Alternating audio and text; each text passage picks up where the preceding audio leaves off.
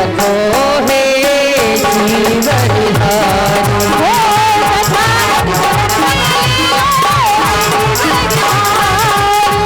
लाज रखो हे जीवन धारी।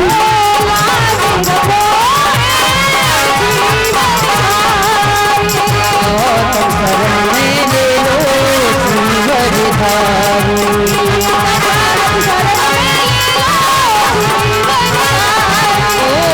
तथागत शरण में ले लो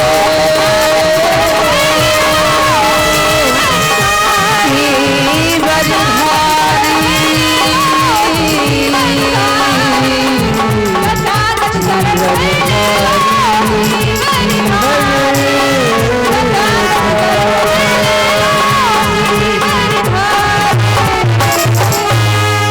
प्रेम से बोलिए मायानंदन सिद्धार्थ की, बोली मसीहा बाबा साहब की। अभी आप लोग श्रवण कर रहे थे धम्म कथा का, भगवान बुद्ध के जीवन चरित्र को अभी हमारी छोटी बहन के मुखारबिंद से जो सुना। ध्यान रखिए पावन साथियों कि जिस समय ऋषि काल देवल असित मुनि, आप कितने लोगों ने बुद्ध जी की कथा सुनी है? हाथ उठाएं। सभी लोगों ने सुनी।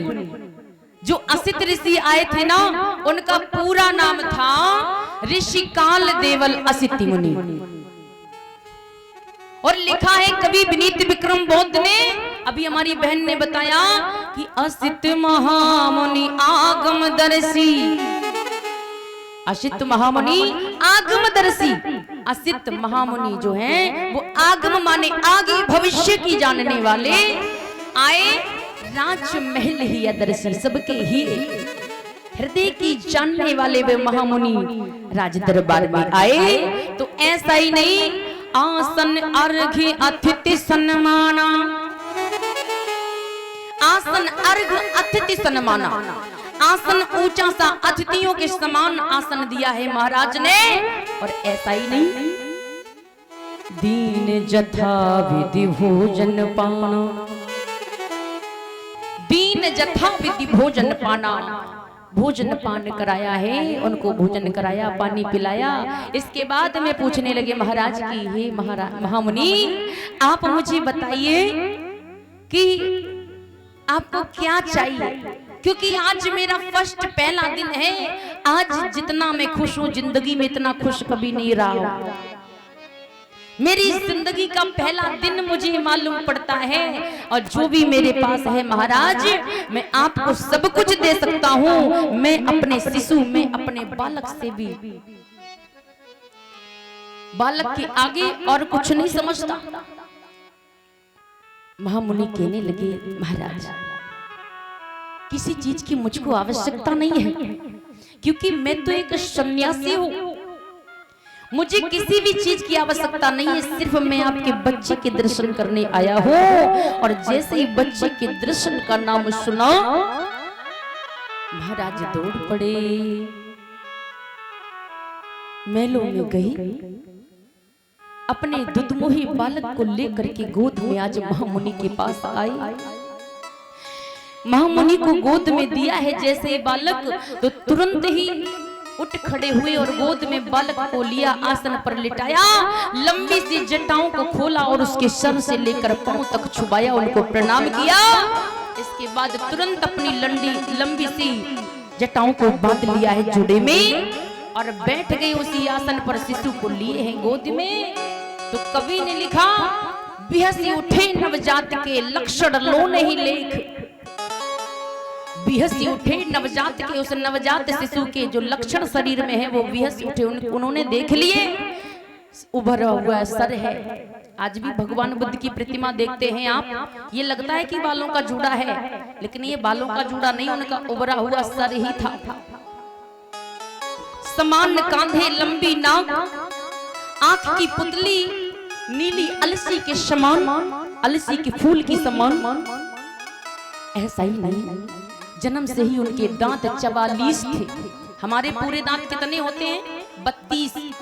उनके 32 दांत नहीं थे, 44 दांत जन्म से ही थे।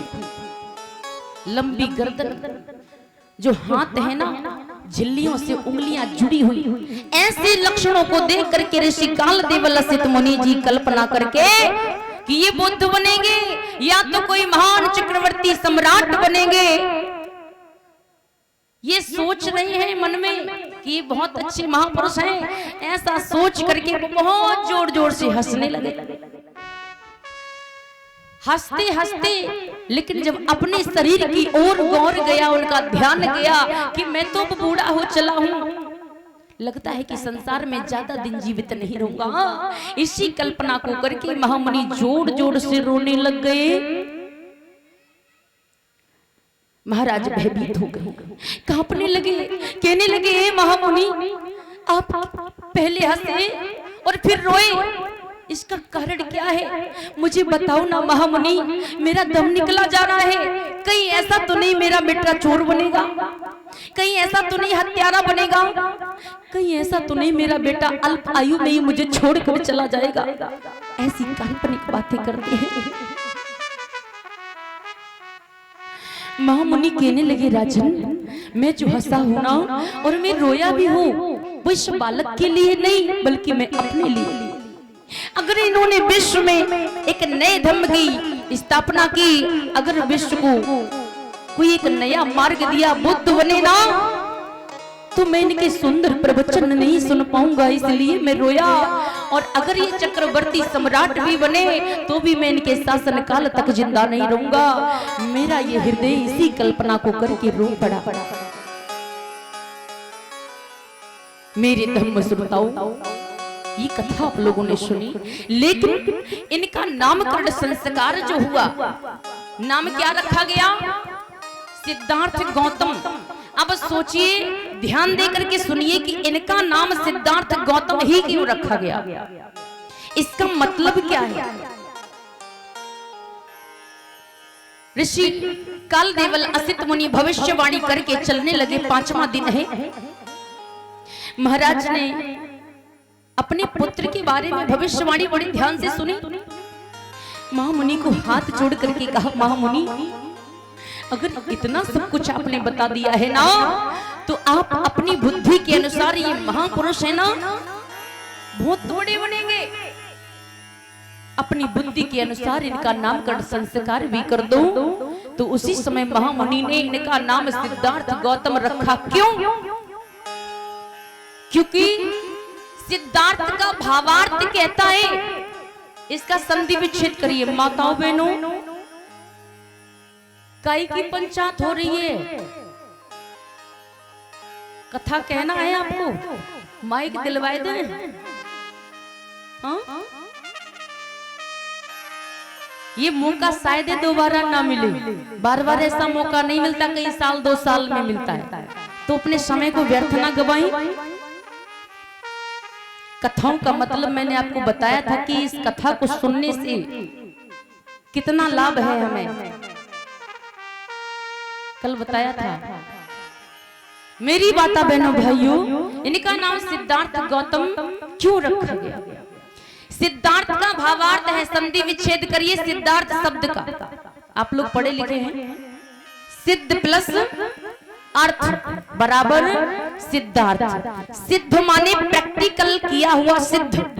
जैसे सब्जी बनाई, माताओं बहनों आपको ज्यादा समझने की जरूरत है, आपको थोड़ा सरल भाषा में समझाएं। सब्जी बनाई ना, उसमें नमक ज्यादा है, मिर्ची ज्यादा है, या नमक कम है या मिर्ची ज्यादा कम है, आपको कैसे पता लगेगा? जब उसको हम खाएंगे, चखेंगे, तभी तो पता लगेगा।